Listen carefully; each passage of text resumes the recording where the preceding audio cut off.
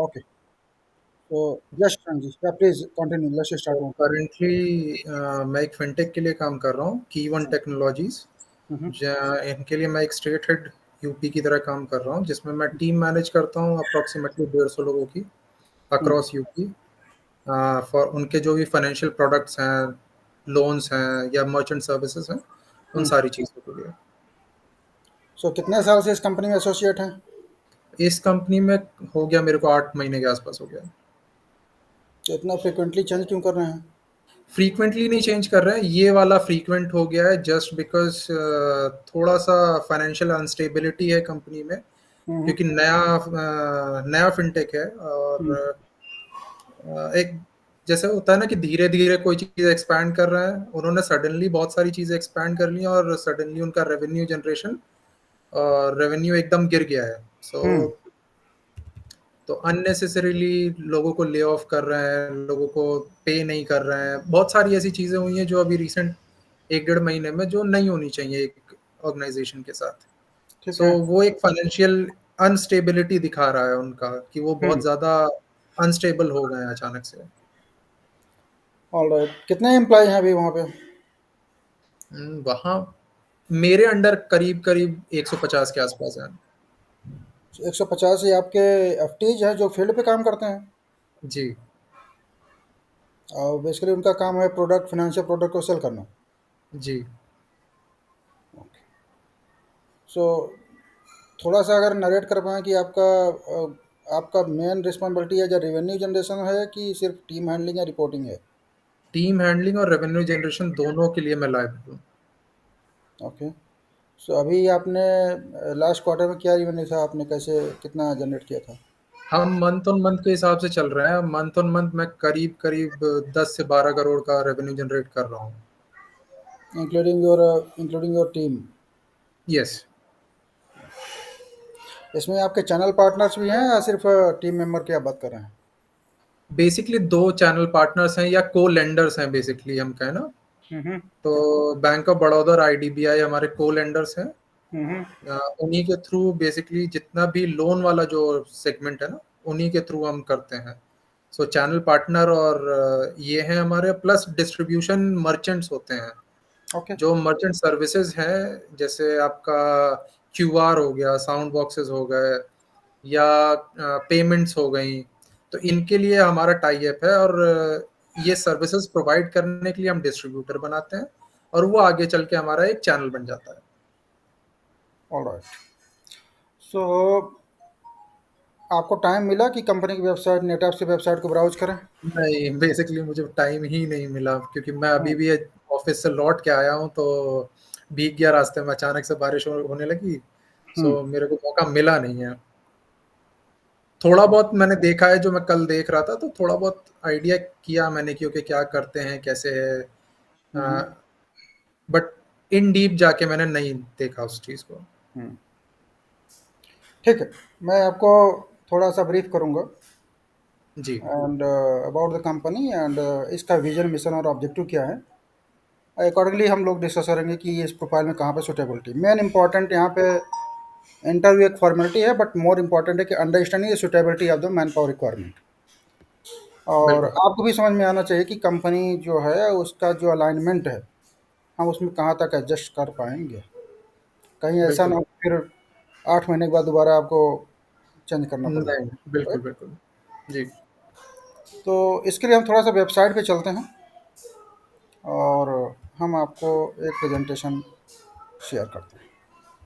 तो let's understand about the first company, hmm, hmm. इसके vision, mission और objectives क्या हैं। उसके साथ ही हम लोग प्रोसीड करेंगे other sector.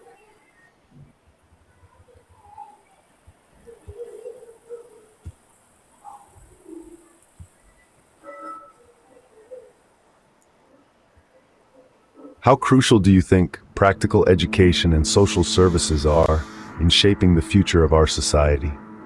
Imagine a world where every young person, regardless of their background, has access to quality education and social security. This is the world that NEEDAP's Foundation works tirelessly to create. NEEDAP's Foundation, a social services and management consulting company, champions the importance of industrial and practical-based education. Through direct campus counseling, job and education fairs, and primary marketing research and surveys, they reach out to the youth of our nation, promoting government-run apprenticeship programs like NEEM, NAPS, NATS, and BOAT. But they don't stop there. NETAP's foundation goes above and beyond, providing free education and career counseling, financial assistance, scholarships, and social security insurance to students aged 18 to 45 years. These are young men and women who may have been left out of society for various reasons. But don't just take our word for it. Hear it from the students who have benefited from NETAP's Foundation's programs. One student, Ravi, shares, "NETAP's Foundation changed my life. Their educational counseling helped me choose the right career path, and the financial assistance enabled me to pursue my degree without worrying about the cost." Another student, Priya, echoes this sentiment. "The scholarship I received from NETAP's Foundation was a game changer for me. It made my education possible, and for that, I will always be grateful." The driving force behind all these efforts is the founder and director of NETAP's Foundation, Mr. Dhruv Dubey. A serial entrepreneur, Mr. Dubey's vision is to make NETAP's Foundation a one-point contact for the country's youth, especially those in rural areas who are academically weak, socially disconnected, economically disadvantaged, or lack English and computer communication skills. With a mission to recruit, train, and counsel with 100% employment to 500,000 youths through the apprenticeship degree program in the next 5 years, NETAP's Foundation is committed to facilitating education almost free of cost, 100% apprenticeship or job, and free social security like health and medical insurance, up to 10 lakh rupees. Here's your chance to be a part of this incredible journey. Visit the NETAP's Foundation website or contact them for more information. Because when you invest in education, you invest in the future. And the So future... besides all about the NETAPS, let's start to understand about the Why is practical education so crucial in today's world? And what challenges does the youth face in the current education system? Ponder on these questions as we delve into the intriguing story of NETAP's Foundation. NETAP's Foundation, a management consulting firm established in June 2008, has taken the baton to illuminate the importance of industrial and practical-based education to the youth of the country. This enlightening process is carried out through direct campus counseling, job and education fairs, and primary marketing research and surveys. The minds behind this noble cause are none other than the founder and director of NETAP's Foundation, Mr. Dhruv Dubey, and Miss Ipsita. The vision of NETAP's Foundation is to become a beacon of free employment and education, especially for the youths who may be academically weak or socially disconnected. This also includes economically weak individuals, those with dummy degrees and diplomas who lack knowledge of English and computers, and the LGBTQI community. The mission of NETAP's Foundation is ambitious yet achievable. They aim to recruit, train, and counsel with a commitment to 100% employment for 50 lakh youths. This includes 20 lakh girls and the training of 10 lakh school-level students, educating them on digital technologies and investment. The objectives of the NETAP's Foundation are comprehensive and inclusive, aiming to support those left out due to various reasons such as financial constraints, academic weaknesses, social disconnection, poor communication skills, or their identity as transgender, including LGBTQI. The Foundation seeks to transform 90% of theoretical education into practical, remove financial barriers for parents for any education from 8th class to PhD level, and create entrepreneurs through practical-based education. Their goal is to source, counsel, and recruit 2 lakh youth annually, and send 25% of these candidates to overseas markets as trend resources.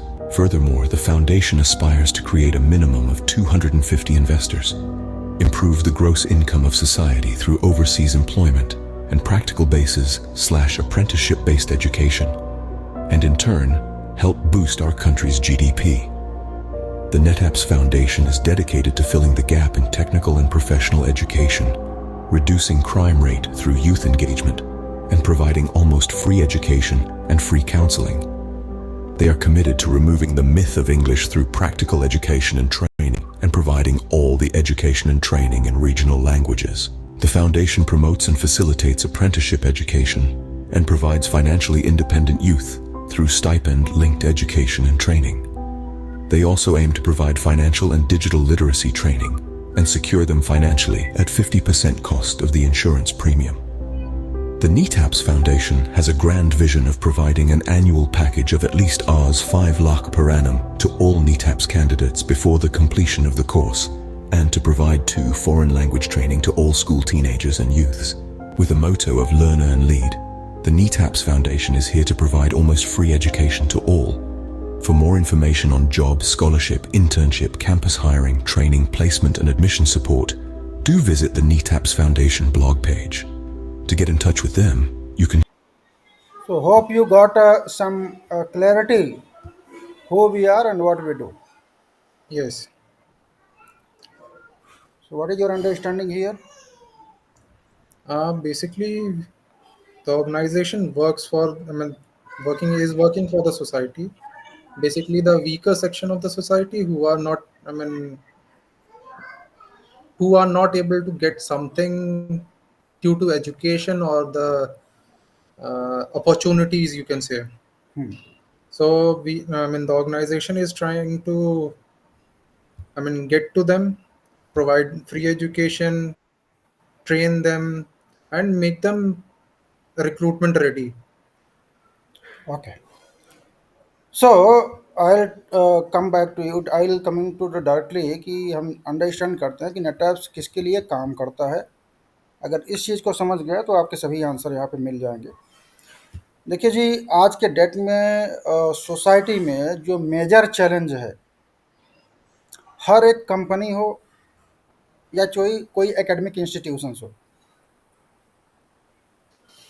तो जो बच्चे talented हैं या जो अच्छे family से belong करते हैं, सभी लोग उनके बारे में बात करते हैं और उनको सपोर्ट भी करते हैं। अधिकतर बच्चे ऐसे होते हैं जो कि किसी कारणवश समाज में छूट जाते हैं, चाहे वो फाइनेंशियल रीज़न हो, चाहे एकेडमिक रीज़न हो, चाहे सोशल रीज़न हो, सोशल आइसोलेशन का रीज़न हो, नक्सलिज्म, ड्रग, अल्कोहल, ट्रांसजेंडर। तो बहुत सारे रीजन। ये जो छूट जाते हैं यूथ, अगर इन यूथ को हम इंगेज नहीं करेंगे, इनको एम्प्लॉयमेंट नहीं देंगे, इनको हम एक ऐसा टेक्निकल या सर्टिफिकेशन या ऐसा टेक्निकल एजुकेशन नहीं देंगे जिसकी मार्केट में डिमांड है, तो फिर ऐसे यूथ क्या करेंगे, जा करके क्राइम की तरफ जाएंगे। बिल्कुल। क्योंकि अगर इनको एम्प्लॉयमेंट नहीं मिलेगा तो फिर इनके पास जो भी सही लगेगा वो करेंगे। करेक्ट। बिल्कुल। मेरा यहाँ कहने का बिल्कुल मतलब नहीं कि जो वो कर रहे हैं वो सही है, बट इंपॉर्टेंट ये है कि अगर उनके पास कोई ऑप्शंस नहीं है तो that is the failure of our system, right.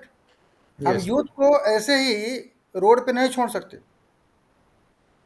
क्योंकि गवर्नमेंट के रिकॉर्ड में जो कैंडिडेट बीए कर लिया, तो गवर्नमेंट ने डाटा दिखा दिया कि हमारे यहाँ 76% लिटरेसी रेट हो गया। ये सर, देखिए बिल्कुल। एक्चुअल में क्या लिटरेसी रेट वो लेवल है जो 76% या 80% बता रहे हैं? नहीं। तो ऐसे यूथ, अब हम एक एग्जांपल से समझने की कोशिश करेंगे। जैसे एक इंजीनियरिंग कॉलेज है या मैनेजमेंट कॉलेज है या एनी कॉलेज आप पिकअप कर लीजिए। अगर 50 से 60 बच्चे एक बैच में हैं तो आप देखेंगे कि 5 से 10 बच्चे ऐसे होते हैं जो कि ठीक है, पढ़ने लायक होते हैं, वे फोकस करते हैं, प्रैक्टिकल पे भी ध्यान देते हैं। अब बाकी जो 50 बच्चे ऐसे हैं वे क्या करते हैं, वे बैठे तो हैं क्लास में, लेकिन उनको उस क्लास में कोई इंटरेस्ट नहीं, या बिल्कुल। लेस इंटरेस्ट है, एवरेज इंटरेस्ट है। तो इसके कारण क्या हो रहा है कि ये बच्चे अच्छा, एक क्वेश्चन आता है कि फिर वो क्लास में बैठे क्यों हैं अगर उनको इंटरेस्ट नहीं है? तो उनके क्लास में बैठने का मेन रीज़न ये है कि उनको एक फियर ऑफ लॉस ये है कि अगर मैं क्लास अटेंड नहीं करूँगा, मेरा अटेंडेंस 70% 80% से डाउन हो जाएगा, तो मुझे एग्जाम में बैठने नहीं दिया जाएगा। Point number 1। दूसरा, डिग्री नहीं ले पाएंगे घर अगर वाले क्या। है। अगर मैं क्लास नहीं अटेंड करूंगा तो जो लेक्चरर और प्रोफेसर है वो मेरा इंटरनल मार्क्स भी कम कर देगा प्रैक्टिकल का। हम्म। तो वो वे बच्चे क्लास में बैठ के कर क्या रहे हैं? अब आइडियली बैठ भी नहीं सकते तो वो क्या करते हैं, एक रफ लेकर के कॉलेज में जाते हैं और फिर जो प्रोफेसर बताता है उसको क्या करते हैं, नोट करते रहते हैं। राइट। तो यस। अब जब लेक्चर खत्म होता है तो लेक्चरर बोलता है कल इसका नोट्स बना करके लाना, मुझे चेक करना है। अब क्या करेगा, मतलब क्लास में बैठा तो वहाँ रफ किया, घर पे जा करके फेयर किया। तो लाइफ का जो प्रेसियस टाइम, जो लर्निंग पीरियड होता है, वो बच्चा अपना फेयर एंड रफ के बीच में वो स्पॉइल कर रहा है। यहाँ पे जो गलती हो रही है वो ये हो रही है कि हर एक बच्चे को एक ही तराजू में तोला जा रहा है। हाँ। और आपकी कैपेसिटी, लर्निंग कैपेसिटी अलग होगी, मेरी अलग हो सकती है, किसी और बच्चे की अलग हो सकती है। बिल्कुल। अब जो बच्चा टॉपर कैटेगरी का है उसको भी आपने वही सब्जेक्ट पढ़ा रहे हो, और जो एक बिहार से या ये कहीं और से हिंदी मीडियम से आया है और उसको इंग्लिश में प्रॉब्लम, उसको भी आप वही इंजीनियरिंग में पढ़ा रहे हो। तो आप कैसे एक्सपेक्ट कर सकते हो कि दोनों कोप अप कर पाएंगे? जो हम्म। सीबीएसई आईसीएसई का पढ़ा है उसके लिए तो इंग्लिश का वाक हो जाएगा, वो तो कवर कर लेगा अपना। लेकिन जो अपने यूपी बोर्ड या कहीं और से आया होगा तो ये सोचेगा ना कि सर ये तो पहले मुझे इंग्लिश में बोल क्या रहे हैं वही नहीं समझ में आ रहा है। और जब तक वो सेंटेंस फॉर्मेशन बनाना सीखता है तब तक काफ़ी देर हो चुकी है, तो पहले सेमेस्टर में बैकलॉग। बिल्कुल। तो सबसे बड़ा जो चैलेंज आया हमारे नज़र में कि ये ऐसे बच्चे एक नहीं हैं, हज़ारों बच्चे ऐसे होते हैं। हमने जब एनालिसिस किया, मार्केट रिसर्च किया, तो एक क्लास में अगर 100 बच्चे हैं तो लगभग 75 to 80% बच्चे ऐसे हैं जो कि वे इसी कैटेगरी में आते हैं। और उनको हमने सर्वे किया कि हमने कहा कि क्या आपको क्लास में इंटरेस्ट आता है, तो बोलते हैं सर कोई इंटरेस्ट नहीं है। उनसे हमें तो जो एक महीने की एग्ज़ाम के पहले जो मैं 1 महीने 2 महीने सीरीज उठा के पढ़ लेता हूँ उसी में मेरा काम हो जाता है, लेकिन मजबूरी है, बैठना पड़ता है। दूसरी चीज़, तो ये जो बोरिंग कॉलेजेज में क्या हो रहा है कि नॉलेज की पोरिंग हो रही है,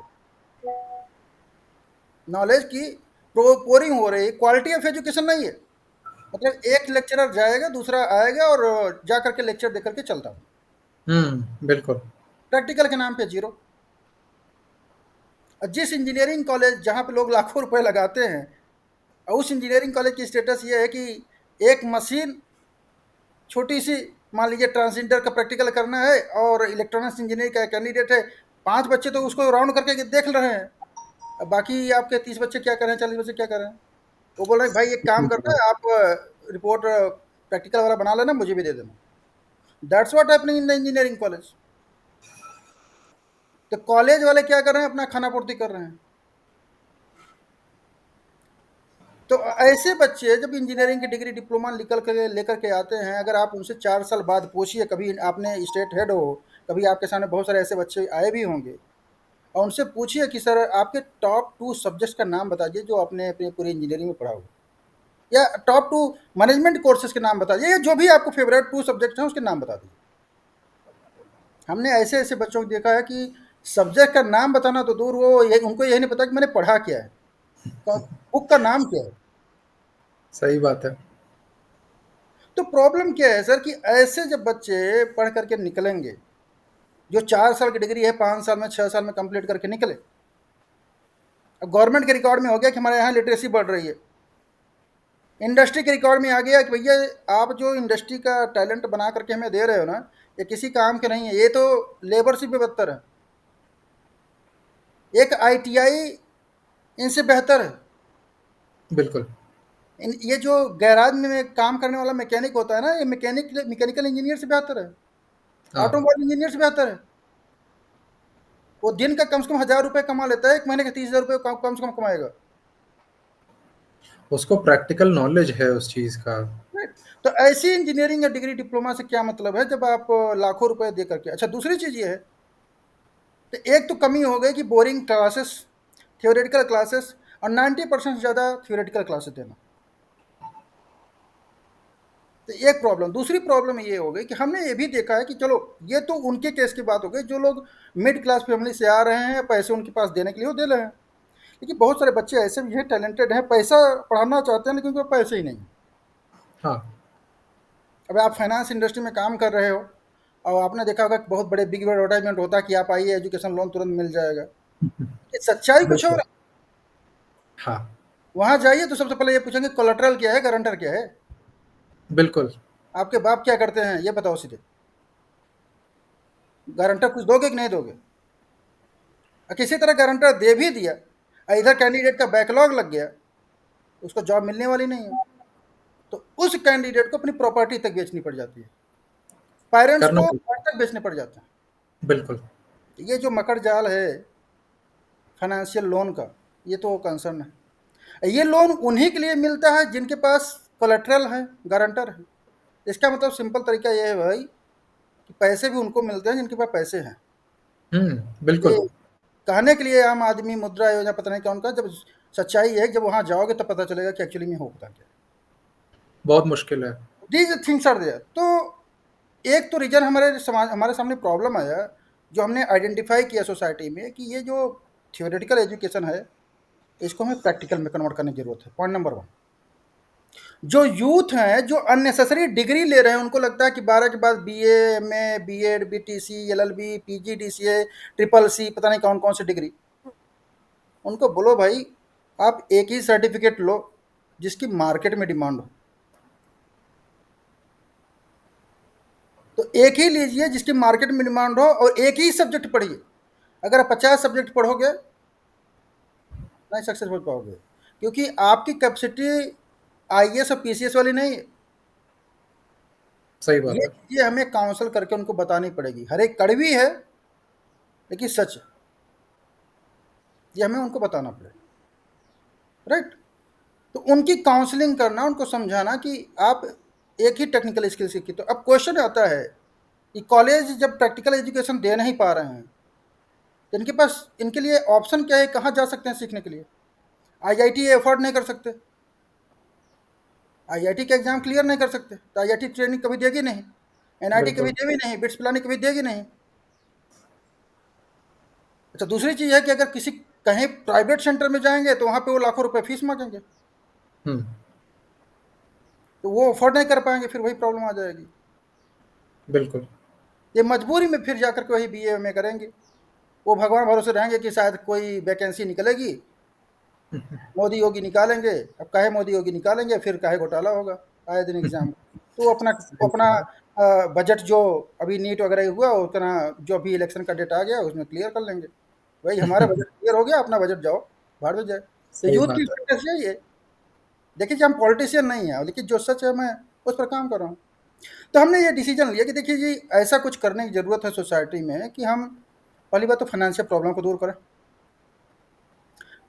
इम्पॉर्टेंट है, फाइनेंशियल प्रॉब्लम से ज़्यादा इम्पॉर्टेंट ये है कि देखिए जब किसी को आप काउंसिल करने जाओ, किसी को बोलो कि भाई आप पढ़ाई करो, पढ़ाई करो, तो उसके पहले हमें समझना पड़ेगा कि हम जिसको पढ़ाई करने के लिए बोल रहे हैं उसकी करंट सोशल स्टेटस क्या है, उसके घर में खाने के लिए कि है कि नहीं है, बिल्कुल।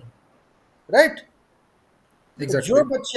जो बच्चा बेगर है या मोची का है, जो 200 रुपये, 150 रुपये, 500 रुपये कमाता है दिन भर का, उसमें 6 साल, 6 7 साल, 6 7 8 10 फैमिलीज हैं, और उससे बोलो कि आप चलो पढ़ाई करो, तो फिर वो सोचेगा ना पहले कि सर मेरी घर की फैमिली फर्स्ट, मेरी फर्स्ट प्रायोरिटी है कि मैं अपने घर को कुछ अर्निंग करके दे तो रहा हूँ, चलो 200 ही से 200, लेकिन खाने का तो आज का अरेंजमेंट हो गया ना। जी। तो उसका क्वेश्चन ये रहा कि सर पहले खाने का दे दीजिए, हमारा पेट तो भरे पहले, तब मैं दिमाग मेरा खुलेगा ना। हम्म। तो रोटी कपड़ा मकान ये बेसिक रिक्वायरमेंट है। बिल्कुल। इस पर हमने फोकस किया कि हम कहा नहीं, हमें सबसे पहले कुछ ऐसा करना पड़ेगा जिसमें हम इनको फूड, अकोमोडेशन, और उसके साथ साथ इनको हम, अगर कॉलेजेज इनको प्रैक्टिकल एजुकेशन नहीं दे पा रहे हैं लाखों रुपए लेने के बाद, इवन लाखों रुपए लेने के बाद अगर किसी इंजीनियरिंग या एमबीए कैंडिडेट को 10,000 रुपये की जॉब नहीं दे पा रहे हैं, आई थिंक कितना भी खराब कैंडिडेट हो, चाहे वो 4 साल की डिग्री 6 साल 8 साल में क्यों नहीं कंप्लीट किया हो, लेकिन इतना भी खराब नहीं हो सकता कि उसको 10,000 रुपये की जॉब ना मिले। बिल्कुल। और कॉलेज वाले इसको दे नहीं पा रहे हैं। अब बट अगर उनके यहाँ के 4 बच्चों का प्लेसमेंट हो गया 10 लाख 20 लाख का, तो उसको बिग टाइम में इतना बड़ा कर देंगे जैसे 4 करोड़ मिला हो। बिल्कुल। तो हमें जो फोकस एरिया है इन बच्चों को फोकस करना है। अब ऐसे बच्चे जब डिग्री डिप्लोमा इंजीनियरिंग ले भी लेते हैं, तो फिर दिल्ली मुंबई में जा करके कॉल सेंटर की नौकरी करते हैं, इंश्योरेंस मार्केटिंग कर रहे हैं। कुछ कुछ बच्चों को हमने देखा है लिटरली वे जा करके पेटीएम और क्या होता क्यूआर कोड कहीं पे दुकान पे लगा रहे हैं। हाँ, हाँ, बिल्कुल करते हैं। हमने देखा है, उनसे पूछा हमने कि बेटा आप क्या करिए, बोले कि सर मैंने एमबीए किया है। हुँ, हुँ। एमटेक किया। हमने कहा कितना लगाया, बोले 6 लाख 8 लाख। हमने कहा क्या कर रहे हो ये, बोले हम कहा ये चाय की दुकान पे क्या कर रहे हो, बोले क्यूआर कोड लगा रहा हूँ। हम कहा इसमें आपको कितना मिलेगा, बोले 85 रुपये। हम कहा एक दिन में कितना करना पड़ेगा, बोले लगभग कम से कम 30 40 50 दुकान। एग्रीड। वो भी कोई फिक्स जॉब भी नहीं है, वो फिक्स जॉब नहीं है, वो कमीशन बेसिस है, लेकिन मजबूरी है कर रहे हैं। तो नाउ द थिंग इज कि हमने डिसीजन लिया कि हमें कुछ ऐसा करना पड़ेगा कि इन लोगों को हम ट्रैक पे लाएं, क्योंकि अगर ये बच्चे अगर लाखों रुपए लगा करके इस तरह से काम करेंगे तो एक दिन फ्रस्ट्रेट होकर के क्राइम की तरफ मूव कर जाएंगे, एल्कोहल की तरफ मूव कर जाएंगे, ड्रग की तरफ मूव कर जाएंगे। सही बात है। ये सोसाइटी के लिए बहुत हार्मफुल है, अपने लिए तो हार्मफुल है, सोसाइटी के लिए हार्मफुल। तो इन सब इसी तरह से एक प्रॉब्लम नज़र और आ जाए, चलो ठीक है, तो हमारे पास सोल्यूशन निकला कि अगर कॉलेज प्रैक्टिकल एजुकेशन नहीं दे पा रहा है तो हम डायरेक्टली हमने डिसीजन लिया कि हम रॉ डाटा मार्केट से उठाएंगे, directly through the job fair and campus आ रहे, आराम से इजली डायरेक्टली कॉलेज में चले जाओ, वहाँ पे प्रेजेंटेशन दो, रॉ डाटा वहाँ से उठाएंगे और डायरेक्टली उस डाटा को उठा करके हम इंडस्ट्री में भेजेंगे। हुँ। उनको बोलेंगे जैसे एक बीएसएफ वाले एक रॉ डाटा 10वीं क्लास को उठाते हैं और अपने अनुसार वो 6 महीने साल भर की ट्रेनिंग देकर के बीएसएफ के लिए रेडी करते हैं। हमने रॉ डाटा दे दिया, you train according to your requirement. आपको इंजीनियरिंग में रखना है, मैन्युफैक्चरिंग में रखना है, प्रोडक्शन प्लानिंग में, सप्लाई चेन मार्केटिंग जो भी कराना है आप उसको ट्रेन करो ना, क्योंकि आपका जो काम करवाना है वो उनके एजुकेशन से डिफरेंट है। हुँ। जो पर्सन इंश्योरेंस बेचता है उससे जा करके बोलो कि जो इंश्योरेंस की पढ़ाई करके आया है उससे एक इंश्योरेंस बेचा करके उसको बोल दीजिए तो गारंटी है। सही बात है। इंश्योरेंस बेचना अलग है, इंश्योरेंस की पढ़ाई और डिग्री लेना अलग है। दोनों अलग बहुत है, सारे बिल्कुल। इंस्टीट्यूशंस हैं खुले हुए हैं, वो बोलते हैं MBA in banking finance securities and insurance. उनके ऐसे बोलिए लड़के काम नहीं उनके आते हैं। बोलिए उनको बोलिए सर आप हमारे माइक्रो फाइनेंस हमारे म्यूचुअल फंड कंपनी में आ जाइए, मैं पीएमएस प्रोडक्ट बेचना है। सही बात है। करेक्ट ना? तो वो बेचना अलग है। तो वो चीज़ें जो सीखनी है ये बच्चा सीखेगा जब ग्राउंड पे होगा, वो हाँ, देखेगा कि हमारा मैनेजर कैसे डिलीवर करता है, जब वो देखेगा कि हमारा मैनेजर कैसे कपड़े पहनता है, वो देखेगा कि हमारा मैनेजर हैंड कैसे शेक करता है, वो देखेगा कि हमारा मैनेजर की पर्सनालिटी कैसे, how to talk, how to behave, how to present, how to sell, ये सब चीज़ें ऑब्जर्व करने के होते हैं, कोई कॉलेज नहीं दे पाएगा। बिल्कुल। और जो इंस्टीट्यूशन दे पाएंगे उतना वो अप्रोचेबल नहीं है सबके लिए। वहाँ तक पहुँच ही नहीं पाएंगे, आईआईएम हुँ। तक पहुँच ही नहीं पाएगा।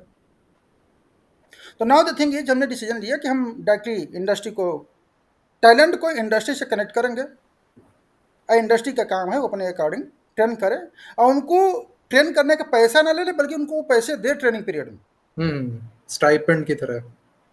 स्टाइपेंड नहीं, हम मैं ट्रेनिंग पीरियड की बात नहीं करूँ कि आप 2 महीने 4 महीने रखो, इनको परमानेंट रखो। अच्छा। क्योंकि ट्रेनिंग पीरियड में क्या होगा, अगर इंटर्न रखोगे तो 2 महीने बाद बोलोगे निकल जाओ, हुँ। वो बच्चा कहाँ जाएगा? तो हमारा जो एफर्ट है वो तो बेकार हो गया ना फिर। हाँ। तो हम जो क्या करते हैं उनको बोलते हैं कि देखो जी इसको निकालना नहीं है, आपको इसको परमानेंट में रखना है। तो इसको आप जज करिए ना कि कौन से डिपार्टमेंट के लिए आपके लिए सही रहे। हुँ, हुँ। और अगर आप नहीं कर पा रहे तो आप हमें बताओ, हमारे पास काउंसलर एक्सपर्ट्स हैं, हम जज करके भी वो भी फिट करके आपके इंडस्ट्री के अनुसार रेडी करके देंगे। हुँ। लेकिन हम चूंकि ट्रेनिंग सेंटर नहीं है, क्योंकि इंफ्रास्ट्रक्चर आपके यहाँ है, हुँ। मशीनरीज आपके यहाँ है, तो जब वो देखेगा तो ऑटोमेटिक शुरू में 1 2 दिन 4 दिन टाइम लगता है किसी को, 1 हफ्ते 1 महीने भी लग सकता है। हाँ। लेकिन 1 महीने बाद कोई भी इंसान हो जो एक जैसे एक मैकेनिक किसी आईटीआई कॉलेज, पॉलिटेक्निक कॉलेज में नहीं जाता है, लेकिन आज के डेट में वो देखते देखते सीख जाता है। हाँ। तो जब वो करेगा तो सीखेगा, और जब उसको पैसे मिलेंगे तो और मोटिवेट होगा। यहाँ हम्म। कॉलेज में तो पैसा देना पड़ता है, सीखने को कुछ नहीं मिलता है। कम से कम यहाँ पैसा मिल तो रहा है, 15-20 हज़ार, 25 हज़ार रुपये, 30 हज़ार रुपये। हम्म। उसके साथ ही अगर कंपनी में खाना मिल रहा है तो उसकी सबसे बड़ी पेट वाली प्रॉब्लम दूर हो गई, बोला खाना तो बढ़िया मिल रहा है। एमएनसी कंपनी हो गई, सैमसंग जैसी, Dixon technology, Vikas industries, Schneider electric, LG electronics, hmm. MNC के एनवायरमेंट। अब वो देख रहा है चारों तरफ से कि हमारे टीएल मैनेजर कैसे काम करते हैं, just I have to follow the same. तो प्रैक्टिकल लर्निंग उसको वहाँ से मिल जाएगी। फूड और ट्रांसपोर्ट अकोमोडेशन का हमने अरेंजमेंट कर दिया। लेकिन इंपॉर्टेंट ये है कि जब ऐसे बच्चों को आप पिकअप करते हैं तो सबसे बड़ी समस्या ये होती है कि ये बच्चों को अगर हम एजुकेशन नहीं देंगे तो एक लेबर बन के रह जाएंगे। हम्म। जैसे एक मैकेनिक को नॉलेज तो बहुत ज़्यादा इंजीनियरिंग का है, लेकिन प्रोफेशनल नहीं कहा जाएगा। हाँ, एग्जैक्टली। तो हम इनको क्या बोलते हैं कि देखो जी, हमने आपको जॉब दिया आपकी फाइनेंशियल कंडीशन को समझते हुए, आपके एकेडमिक बैकग्राउंड को समझते हुए, हम्म। लेकिन पैरेलली अगर आपको प्रमोशन लेना है, आगे बढ़ना है लाइफ में, तो आप हायर एजुकेशन जरूर करो। और वो हायर एजुकेशन करो जिस डिपार्टमेंट में आप हो। अगर आप लॉजिस्टिक में हो तो लॉजिस्टिक की पढ़ाई करो, इंजीनियरिंग में हो, मैकेनिकल में हो तो मैकेनिकल की पढ़ाई करो, इलेक्ट्रॉनिक्स में इलेक्ट्रॉनिक पढ़ाई करो, जिस डिपार्टमेंट में मार्केटिंग हो मार्केटिंग की पढ़ाई करो। तो वो आपका एजुकेशन एड ऑन होगा, एक्सपीरियंस हम्म। पे काउंट होगा। तो उस बच्चे की मंडे टू फ्राइडे या मंडे टू सैटरडे जो भी कंपनी की पॉलिसी है वो काम करेगा, और वर्किंग आवर्स के बाद लगभग 6 बज रहा है तो 6 बजे के बाद 1 घंटे की क्लास भी अटेंड करेगा। अगर वो नहीं अवेलेबल है तो उसको वीडियो लेक्चर भेज देंगे, वीक में 3 दिन या सैटरडे संडे को क्लास करा देंगे। तो क्योंकि हम्म। थ्योरेटिकल क्लास अटेंड करने के लिए आपको फेस टू फेस होना, प्रेजेंट होना जरूरी नहीं है, स्पेशली हम्म। जब 5G टेक्नोलॉजी आ चुकी है। बिल्कुल। तो इस तरह से उसको हम पैरेलली एक regular degree plus regular job, अब उसके पास सैलरी आ रही है, और उस सैलरी से अपना एमबीए बीटेक जो भी करना चाहता है उसका फीस जमा करे। उसको किसी तरह की लोन लेने की जरूरत नहीं नहीं है। पड़ती। वो किसी मकर जाल में नहीं फंसेगा कि मेरा घर बिकेगा, कि मेरा जॉब लगेगा तो प्लेसमेंट होगा कि नहीं होगा। ऑलरेडी जॉब मिल चुका है, हम्म। और उसी लाइन में अपना ग्रोथ करते हुए आगे चला जाए। अगर बीच में कभी प्रॉब्लम आती है 4-6 महीने 8 महीने बाद, तो हमें फिर कांटेक्ट करे, हम उसको दूसरे कंपनी में डालेंगे। उससे 1 रुपये हम किसी कैंडिडेट से चार्ज नहीं करते हैं। को जितनी सर्विसेज हम देते हैं कंप्लीटली फ्री ऑफ कॉस्ट है, सिर्फ इसलिए वो ट्रैक पे रहे, प्रैक्टिकल बेस्ड लर्निंग करते हुए आगे बढ़े। जिससे जो सोसाइटी का क्राइम ग्राफ है, अनएम्प्लॉयमेंट का ग्राफ है, और जो टेक्निकल ये सब डाउन हो, और जो टेक्निकल एजुकेशन का गैप है वो भी डाउन हो। हम्म। अब मैक्सिमम लोगों को एम्प्लॉयमेंट मिले। इसके साथ ही एक सच्चाई और भी है कि हर एक कैंडिडेट को, हर एक यूथ को एम्प्लॉयमेंट भी नहीं दिया जा सकता। हाँ। तो इसके लिए क्योंकि इंडस्ट्री लिमिटेड है, तो उसका दूसरा तरीका क्या है कि या तो एंटरप्रेन्योर्स जनरेट करो सोसाइटी में, या फिर अगर चाइना का पावर मेड इन चाइना है, क्योंकि उसकी स्ट्रेंथ क्या है, मैन्युफैक्चरिंग। हम्म। तभी तो हम देखते हैं ना कि हर एक प्रोडक्ट में लिखा रहता है made in China, made in China. बिल्कुल। भारत कितना भी झुटला ले कि बहिष्कार करो चाइना के प्रोडक्ट का, लेकिन सच्चाई है कि आज भी 76% इम्पोर्ट वहीं से हो रहा है, रॉ हम्म। मटेरियल। बिल्कुल असेंबलिंग बिल्कुल। हम यहाँ पे कर रहे हैं, चाहे मोबाइल का ही प्रोडक्ट उठा के देख लीजिए, राइट। जिसको बोलते हैं मोदी जी की 200 कंपनियां हमने प्रोडक्शन ला दिया। हाँ, बात सच है, 200 कंपनियां हमने खोला, लेकिन ये भी तो देखो कि रॉ मटेरियल आपका कहाँ से आ रहा है, हम्म। क्योंकि सबसे कॉस्ट चीपर वहीं से आता है। तो अगर चाइना का पावर मेड इन चाइना हो सकता है, तो इंडिया का जो ह्यूमन रिसोर्स है, टैलेंट मेड इन इंडिया क्यों नहीं हो सकता? और इन टैलेंट को हम ट्रेन करके अब पूरे वर्ल्ड वाइड में सप्लाई करें, करेक्ट। तो जिस हम्म। कंट्री में स्किल्ड मैन पावर की शॉर्टेज है, वहाँ पे यूथ जाएं। अपना ऑलरेडी यहाँ पे अब इनको डिग्री मिल गई है, 4 साल का एक्सपीरियंस मिल गया है, 3 साल 4 साल का। अब यहाँ पे वीज़ा पासपोर्ट हम रेडी करा करके दे देंगे, जाए वहाँ पे। तो ऑटोमेटिकली इनके जो सोसाइटी का डेवलपमेंट है, इनका ग्रोथ डेवलपमेंट है, सब कुछ हो जाएगा। तो that is what we are doing now. तो हमें इस प्रोग्राम को पूरे भारत में इम्प्लीमेंट करने के लिए स्टेट टू स्टेट हमें चाहिए लीडर्स जो इस प्रोजेक्ट को समझते हुए अधिक से अधिक बच्चों की मास रिक्रूटमेंट करे, मास काउंसलिंग करे, कॉर्पोरेट टाई अप करे, अधिक से अधिक बच्चों को डायरेक्टली इंडस्ट्री में। आजकल आप खुद ही फिनेंशियल इंडस्ट्री में हो, आपने फिनेंशियल इंडस्ट्री में देखा होगा, या इवन सभी इंडस्ट्री की यही हालत है। अगर आपने 100 एम्प्लॉय हायर किया होगा तो आप देखोगे कि महीना, 2 महीने, 3 महीने के अंदर 70% एम्प्लॉय छोड़ करके चले जाते हैं। हाँ, बिल्कुल। और उसका एक मेन कारण क्या है कि कहीं पे टारगेट है तो कहीं पे कुछ और है। हम्म। तो इससे कंपनियों को भी बहुत ज़्यादा नुकसान होता है। एम्प्लॉय को रिटेन करना एक बहुत बड़ा चैलेंज है। बिल्कुल। तो हम क्या करते हैं, हम डायरेक्टली कंपनी, जैसे आपने फाइनेंशियल इंडस्ट्री, तो हम आपके यहाँ जो L&D डिपार्टमेंट है, जो डायरेक्टर हैं, उनसे जाकर के मिलते हैं, उनको बोलते हैं सर आपके यहाँ जितने एम्प्लॉय हैं, इनको जितने एम्प्लॉय आपको चाहिए आप हमसे लीजिए, पॉइंट नंबर 1। क्योंकि हम जितने एम्प्लॉय देंगे वो पढ़ने वाले होंगे।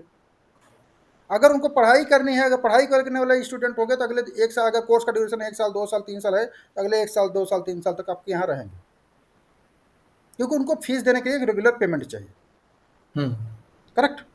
बिल्कुल। दूसरा मेरा रिक्वेस्ट ये है कि अगर आपके यहाँ 100 एम्प्लॉई हैं तो आप उनको एक ईमेल लिखिए कि जो कैंडिडेट 12th किए हों ग्रेजुएशन करें, जो ग्रेजुएशन किए हैं पीजी करें, जो पीजी किए हैं कुछ और पढ़ाई करें, लेकिन पढ़ाई जरूर करें। और जो लोग ऐसा करेंगे उनको कोर्स कंप्लीट के बाद 20% की सैलरी हाइक प्लस प्रमोशन दिया जाएगा। करेक्ट। तो उसमें से अगर 100 एम्प्लॉई हैं और अगर कंपनी ऑफर करेगा पढ़ाई करो, और या तो आप अपने सैलरी से फीस कटा दो या खुद अपने से जमा करो, हमें कोई प्रॉब्लम नहीं। तो ऐसे एम्प्लॉय को कोई प्रॉब्लम भी नहीं होगी। तो अगर 100 में से 70% एम्प्लॉय भी पढ़ाई के लिए तैयार हो जाते हैं, हायर एजुकेशन के लिए तैयार हो जाते हैं, ये मान लीजिए कि वही 70% एम्प्लॉय कंपनी के लिए सीरियस हैं, जो कि अगले 1 साल, 2 साल, 3 साल तक रहेंगे। बाकी 30% का माइंड उनका मेकअप प्लान बन चुका है कि हमें तो 2 महीने 4 महीने के अंदर छोड़ना है, तो मैं क्यों इस झंझट में। राइट। इससे हम कंपनी को, डायरेक्टर जो होगा वो डिसीजन ले सकता है कि हमें किस पर फोकस करना है, कौन से टैलेंट को। जब उनको पता चल गया 30% तो ऐसे ही है, तो फिर इनको अभी से बताओ भैया काम करना है करो, ना फिर क्यों भीड़ लगाए हुए यहाँ पे। सही बात है। तो हम जो कंपनी का, हम 2 प्रपोजल देते हैं कि एज ए कॉर्पोरेट टाइप उनको बोलते हैं जितनी आपको मैन पावर की रिक्वायरमेंट है आप हमसे लीजिए, ठीक है। और दूसरी चीज़ है कि जितना आपके यहाँ एम्प्लॉय है उनको बोलिए कि हायर एजुकेशन है, सबकी फॉर्मेलिटी, जो admission formality, education formality, exam, class, सब कुछ अरेंजमेंट हम करेंगे, मीन्स नेट ऐप्स करेंगे। तो अगर वहाँ पे 100 एम्प्लॉय हैं, 70% भी है, तो आप देखोगे कि हमें बल्क में 70% एम्प्लॉय एडमिशन में मिल गए, जिनको हम पढ़ाएंगे, जिनको हम फॉरेन लैंग्वेज की ट्रेनिंग देंगे। इन्हीं के 70% एम्प्लॉय को, जो इनको हम फॉरेन लैंग्वेज की ट्रेनिंग देकर के वीज़ा पासपोर्ट रेडी करा करके अब्रॉड प्लस करेंगे। अब इन एम्प्लॉय के पास पैसे भी है तो इनको अब्रॉड जाने में कोई प्रॉब्लम भी नहीं है। बिल्कुल। तो एक हम उनसे बिजनेस ये जनरेट करते हैं, दूसरा हमारा उनको जो मैन पावर की रिक्वायरमेंट होती है उसको हम फिलफिल करते हैं। तो as a leader, corporate tie up, team handling, team recruitment, training, development, उनसे उनको टारगेट असाइन करना, उनको गोल असाइन करना, डेली रिपोर्टिंग लेना, एक अदर काम। तीसरी रिस्पॉन्सिबिलिटी ये होती है कि देखिए जी, हर एक जिले में, हर एक स्टेट में, हर एक ब्लॉक में आप नहीं पहुंच सकते हो, ना तो मैं पहुंच सकता हूँ, ये पॉसिबल भी नहीं है। पॉसिबल नहीं है। और अगर रूरल एरिया के रूट लेवल तक जाना है तो उसके लिए फिर आपको टीम चाहिए स्ट्रॉन्ग। और उसका तरीका यह है कि क्यों ना हम डायरेक्ट या इनडायरेक्ट माध्यम से हम वहाँ पे अपना खुद का ऑफिस सेटअप करें हर एक डिस्ट्रिक्ट में। और हर एक डिस्ट्रिक्ट में मिनिमम 15 एम्प्लॉय, 20 एम्प्लॉय को वहाँ पे डिप्लॉय करें, वे अपने डिस्ट्रिक्ट में काम करें। और उनका काम क्या है, कैंपस में जाकर के, कॉलेज में जाकर के अप्रूवल लें, अधिक से अधिक बच्चों को काउंसलिंग करो, उनको मोटिवेट करें कि आप लोग टेक्निकल एजुकेशन के साथ पढ़ाई के साथ जॉब करो।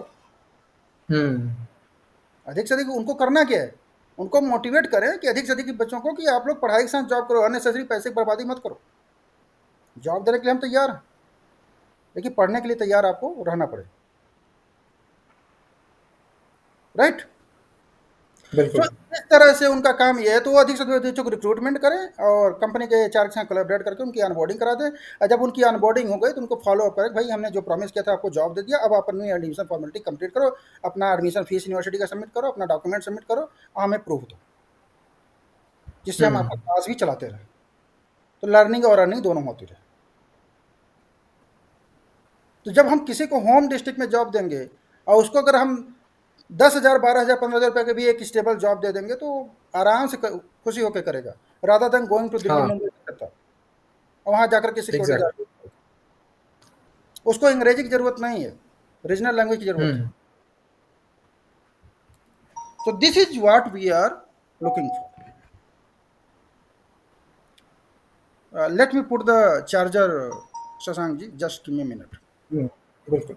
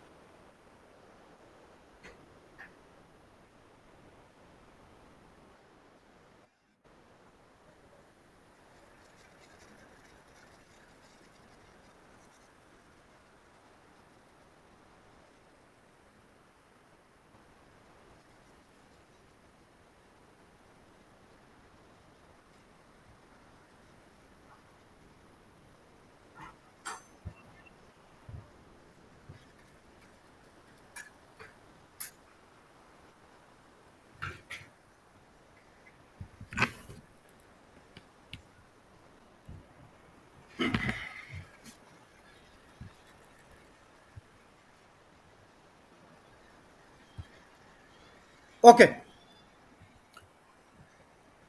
So this is the roles and responsibilities in nutshell. अगर मैं आपसे बात करूं, 6 पॉइंट्स ये हैं कि कॉलेज के ट्रेनिंग एंड प्लेसमेंट डिपार्टमेंट से बात करिए,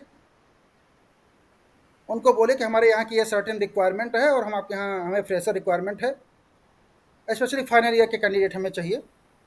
वहाँ पे जॉब फेयर ऑर्गेनाइज करिए, अधिक से अधिक बच्चों को रिक्रूटमेंट करिए हम्म। और पहले उसके पहले प्री प्लेसमेंट टॉक करिए और उनको समझाइए कि हम आपको जॉब देने के लिए ही आए हैं, बट उसके साथ साथ मेरा सजेशन ये है कि पढ़ाई करोगे तो हमें देने में आसानी हो जाएगी।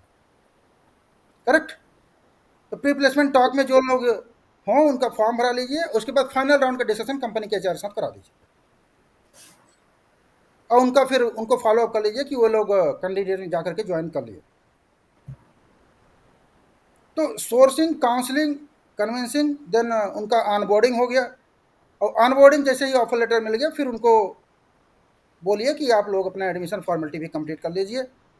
तो यूनिवर्सिटी से कोऑर्डिनेट करके उनका डॉक्यूमेंट, उनका आईडी, उनको डॉक्यूमेंट भेज दिया यूनिवर्सिटी को और यूनिवर्सिटी वालों ने उनका आईडी कार्ड और एडमिशन लेटर वगैरह सेंड कर दिया, जिससे उनकी क्लास स्टार्ट हो जाए। तो ये तो source, counsel, recruit, on board, then admission, ये मेजर कोर रिस्पॉन्सिबिलिटी है। इसके साथ ही जो सेकंड स्टेप आता है टीम रिक्रूटमेंट, ट्रेनिंग, डेवलपमेंट और भारत की इस स्टेट के हर एक डिस्ट्रिक्ट में फ्रेंचाइजी सेटअप करना, क्योंकि हर जगह हम नहीं पहुंच सकते। तो अगर फ्रेंचाइजी होगा और अगर हम फ्रेंचाइजी उसको देते हैं जो उसके पास ऑफिस स्पेस है, जिसके पास टीम है, तो नेटवर्क का फ्रेंचाइजी है हमारा, हम कोई चार्जेस नहीं करते हैं उससे। हमारा इंटेंशन ये नहीं कि उससे हम चार्ज करें कि आप 2 लाख, 2.5 लाख, 4 लाख रुपये फ्रेंचाइजी फीस दिए तब मैं आपको फ्रेंचाइजी दूंगा। आपके पास अगर ऑफिस स्पेस है तो you are most welcome, team है तो मोस्ट वेलकम। प्रोजेक्ट और क्लाइंट हम आपको देंगे, आप काम करो और जो भी रिक्रूटमेंट फीस हमें अपने क्लाइंट से मिलेगा 50% हम आपको देने के लिए तैयार हैं। करेक्ट। ओके। तो ये हम अधिक से अधिक फ्रेंचाइजी पार्टनर्स को डेवलप करना और चैनल पार्टनर्स को डेवलप करना, जिससे हमें अधिक से अधिक रेफरेंस से लीड्स वगैरह मिल सके और अधिक से अधिक हम जो हमारी जो क्लाइंट का डिमांड है, हमें 200-500 एम्प्लॉय की ज़रूरत है, उनके हम डिमांड को फुलफिल कर सकें। तो ये हो गया अपना फ्रेंचाइजी या चैनल पार्टनर। इसके साथ ही जो लास्ट वर्किंग होता है वो आपका होता है कॉर्पोरेट टाई अप। और कॉर्पोरेट टाई अप मैंने ऑलरेडी डिस्कस किया कि कंपनी को प्रपोजल भेजे कि अगर आपको मैन पावर की रिक्वायरमेंट है, कोई भी इंडस्ट्री, स्पेशली जो कैंडिडेट होते हैं उनकी डिमांड ये होती है सर कि हमें लोकल में जॉब मिल जाएगा क्या, हम्म। अगर लखनऊ के हैं तो लखनऊ चाहते हैं। ये हमारे लिए पॉसिबल नहीं है कि लखनऊ में सबको लखनऊ में जॉब दिया जा सके। तो उसका दूसरा तरीका क्या होता है कि हम उनको जो नियरेस्ट सिटी है वहाँ पे हम प्लेस करने की कोशिश करते हैं, क्योंकि लखनऊ का जो मार्केट है नोएडा के मार्केट या बेंगलोर के मार्केट से कंपैरिजन नहीं हो सकता। नहीं हो सकता। राइट। तो इसलिए हम उनको बोलते हैं कि देखिए, अगर कुछ सीखना है और अधिक सैलरी लेनी है, ग्रोथ लेनी है, तो आप बाहर निकलो। घर पे रहोगे तो नहीं मिल पाएगा। लेकिन कुछ बच्चों की मजबूरी होती है, कुछ स्पेशली गर्ल्स की मजबूरी होती है, सर मैं बाहर नहीं जा सकती। तो आप वहाँ की जो लोकल कंपनी है उनके साथ टाई अप करके उनको बोलिए कि सर आपके आपके यहाँ कोई रिक्वायरमेंट है तो आप हमें बताइए, आई विल, हम आपको प्लेसमेंट देने के लिए तैयार हैं। हम्म। प्राइस निगोशिएशन हम कर सकते हैं, दैट्स नॉट अ इशू। तो हम लोकल कैंडिडेट को प्लेस कर सकते हैं, और जो बाहर जाना चाहते हो तो दैट्स बेस्ट बेस्ट है। तो ये कॉर्पोरेट टाई अप है, और साथ ही साथ उनके यहाँ जितने एम्प्लॉई हैं उनको हमें एडमिशन में कन्वर्ट करना है, जिससे हम उनको फॉरेन लैंग्वेज की ट्रेनिंग दे करके, वीज़ा की ट्रेनिंग दे करके अब्रॉड में प्लेस कर सके। क्योंकि जब तक वैकेंसी खाली नहीं होंगी उस कंपनी में, तो दूसरी नई वैकेंसी जनरेट नहीं होंगी। हाँ, नहीं होंगे। ये चीज़ें हमें ही करना पड़ेगा, ये चीज़ें हमें ही करना पड़ेगा। जी। अगर हम उस कंपनी को रिटेंशन का सोल्यूशन दे रहे हैं कि अगले 1 साल तक काम करेंगे या टिकेंगे, तो ठीक है, 1 साल कंप्लीट हो गया ना, उन 50 एम्प्लॉय 70 एम्प्लॉय को बाहर निकालो और उनको बोलो कि अब आप फॉरेन जाओ। वीज़ा अगर जाना चाहते हो, कोई कंपल्सन नहीं है, बट यू गो। अगर आपको अपॉर्चुनिटी मिल रही है, हम देने के लिए तैयार है ना। हम्म। तो वहाँ पे जब वैकेंसी जनरेट होगी तो ऑटोमेटिकली हमें उसी कंपनी से मैन पावर की रिक्वायरमेंट आ जाएगी। बिल्कुल। तो this is the roles and responsibilities what we have at NetApps company. अब आप बताइए कि आप यहाँ पे कहाँ फिट होते हैं और आपको यहाँ पे चैलेंजेस क्या क्या नजर आ रहे हैं। Direct question. Here are some results from the web. Basically जो चैलेंज है फर्स्ट ऑफ ऑल ना, वो यही है कि ओके, लोगों को इस चीज़ के लिए रेडी करना कि ओके, हम आपको नौकरी तो देंगे लेकिन आपको पढ़ाई साथ में करनी पड़ेगी। हम्म। क्योंकि बहुत सारे ऐसे लोग हैं जो आफ्टर सर्टन एज ना, वो पढ़ना नहीं चाहते हैं। उनका कहना है कि ठीक है, मैं 10-12 हज़ार कहीं से जुगाड़ कर लूँगा, कभी ये कर लूँगा, कभी वो कर लूँगा, मेरा हो जाएगा, लेकिन अब पढ़ना नहीं चाहता। ये मेजॉरिटी है। जैसे अभी मैं अपनी टीम में बात करूँ, जिन लोगों ने ऑलरेडी 12th कर लिया है, ठीक है, मैं अगर उनको फोर्स करूँ कि ठीक है यार, लेट्स सी आप आगे पढ़ाई करो, प्लेसमेंट मैं करा दूंगा, तो अगर मैं कहता हूँ 100 ऐसे बच्चे हैं तो 100 में से मुश्किल से 15 या 20 ऐसे होंगे जो तैयार होंगे कि ठीक है मैं आगे पढ़ूंगा काम करते हुए, फिर आप मेरे को प्लेस करा देना। सो सबसे बड़ा चैलेंज तो यही है, लोगों को कन्विंस करना ओके, इस चीज़ के लिए कि यहाँ पे मैं एक आंसर दूंगा। ठीक है, हम्म। हमें सबसे पहले ये देखना पड़ेगा कि हम काउंसलिंग करने किसकी जा रहे हैं और काउंसलिंग की सबसे ज़्यादा रिक्वायरमेंट होती किसको है। तो इसका आंसर ये होता है कि सबसे ज़्यादा अगर काउंसलिंग की ज़रूरत पड़ती है स्पेशली टीनेजर्स को, हम्म। स्पेशली टीनेजर्स टीनेजर्स, टीनेजर्स को, और जो पढ़ाई के लास्ट उस पे हैं, स्टेप पे हैं। या फिर ऐसे बच्चे जो लोग 18 साल की उम्र कंप्लीट कर चुके हैं लेकिन 10वीं एटलीस्ट किए हुए हैं। हाँ। और यही बच्चे को नहीं पता है कि हमें क्या करना चाहिए। यहाँ तक हमने कभी कभी ऐसे बच्चों को प्रोफाइल देखा है कि वो लोग बीए एमए करने के बाद आईटीआई करते हैं। हाँ। उनको गाइड नहीं, उनको हमको करना क्या चाहिए। उनको ये एहसास होता है कि मैं आईटीआई कर लिया तो शायद मुझे जॉब मिल जाता, लेकिन ये उन्होंने ये नहीं देखा कि मेरी एज अब क्या हो चुकी है। तो रॉन्ग डायरेक्शन, एक पूरा पैसे की बर्बादी होती है। तो स्पेशली जो रिजल्ट निकल के आता है, सबसे ज़्यादा अगर काउंसलिंग जरूरत पड़ती है तो है इंटर कॉलेज के बच्चों को, उसके बाद ITI, then polytechnic, then degree college, then उसके बाद अदर्स। हम्म। राइट। जब हमें ये चीज़ पता चल गया है कि इंटर कॉलेज के बच्चों को काउंसलिंग ज़्यादा ज़रूरत पड़ती है, आज जिसकी बैच जून में कंप्लीट होने वाली है, तो हम अगर किसी कॉलेज के प्रिंसिपल को एक कॉल करें कि हाय सर, मेरा नाम शशांक है और मैं HR and career counselling expert at NetApps foundation. Purpose of call ये है कि हम लोग social services management consulting company है, और जो पढ़ने में कमज़ोर बच्चे होते हैं या आर्थिक रूप से कमज़ोर हैं बच्चे हैं, हम उनको आगे पढ़ने में प्रमोट करते हैं और उनको आगे पढ़ने के लिए 5 लाख रुपए तक का स्कॉलरशिप भी देते हैं, और जो बच्चे नहीं भी पढ़ना चाहते उनको एम्प्लॉयमेंट भी देते हैं।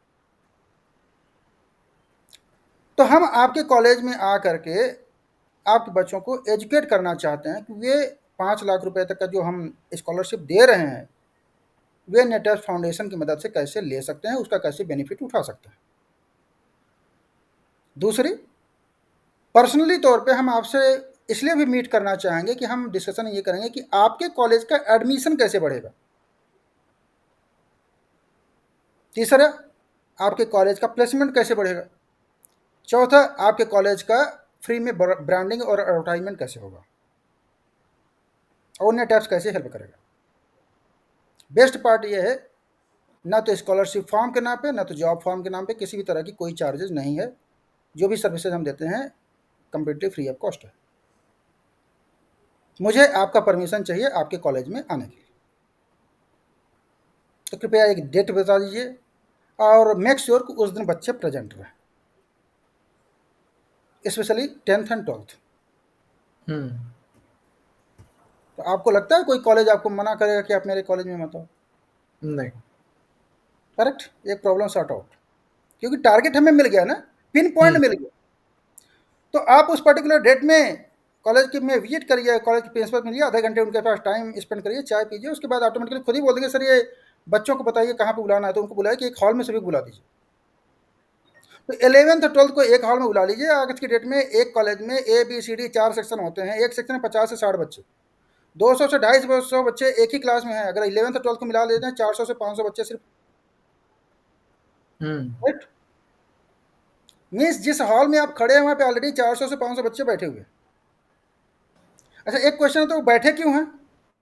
क्योंकि उनके टीचर ने बताया कि कोई आया है स्कॉलरशिप देगा, कोई आया है, कंपनी कोई आई है, फाउंडेशन है, वो स्कॉलरशिप देती है। तो ध्यान से सुनिएगा, आपके करियर की प्लानिंग बात करेंगे, कोई चार्जेज नहीं है, इसलिए किसी को पैसे वैसे मत दीजिएगा। तो वो लोग किस लिए बैठे हैं? तो जिसलिए वो बैठे हैं, सबसे पहले जाते ही उनको स्कॉलरशिप फॉर्म डिस्ट्रीब्यूट कर दो। उनको क्या चाहिए? स्कॉलरशिप चाहिए ना, स्कॉलरशिप फॉर्म डिस्ट्रीब्यूट कर दीजिए। स्कॉलरशिप फॉर्म में वो अपना नाम, number, email ID, socio economic background, उनके चैलेंजेस क्या हैं, आगे क्या पढ़ाई करना चाहते हैं, ये इन्फॉर्मेशन चाहिए, तभी हम स्कॉलरशिप दे सकते हैं। और जब तक वो फॉर्म को भर रहे हैं, इधर आप आधे घंटे का प्राइम मिनिस्टर नरेंद्र मोदी का, एजुकेशन मिनिस्टर का मोटिवेशनल प्रेजेंटेशन कि स्किल इंडिया प्रोग्राम की इंपॉर्टेंस क्या है, क्यों आपको लेनी चाहिए, या जो बच्चे ऑलरेडी जॉब के साथ पढ़ाई कर रहे हैं उनके टेस्टिमोनियल वीडियो उनको प्ले कर दीजिए, या उनके जो जनरल क्वेश्चंस हैं कि सर मुझे कहाँ जॉब मिलेगी, उनके आंसर दे दीजिए। तो आप देखोगे कि 1 घंटे के प्रेजेंटेशन में आराम से 400-500 बच्चों का एप्लीकेशन फॉर्म आ चुका होगा, आपके डेस्क पे होगा। बिल्कुल करेक्ट। तो 1 घंटे का प्रेजेंटेशन ये है। अगर उस कॉलेज में गए हैं बार बार न जाने पे, तो 9th और 10th को उसी समय दे दीजिए, एक साथ ही एक ही कॉलेज से 800 से 1000 बच्चों का एप्लीकेशन फॉर्म एक ही दिन में आ गया। अब आप अज्यूम करिए कि लखनऊ जैसे शहर में कितने इंटर कॉलेज होंगे?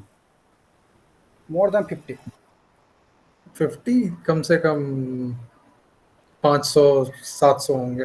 मैं एक जनरल कैलकुलेशन लगा, अगर मान लीजिए कि अज्यूम करिए कि उस सिटी में सिर्फ 10 कॉलेज हैं, तो मिनिमम आपको 10 कॉलेज में विजिट करने के लिए 10 दिन आपको चाहिए, इससे ज़्यादा नहीं, अधिक से अधिक 15 दिन।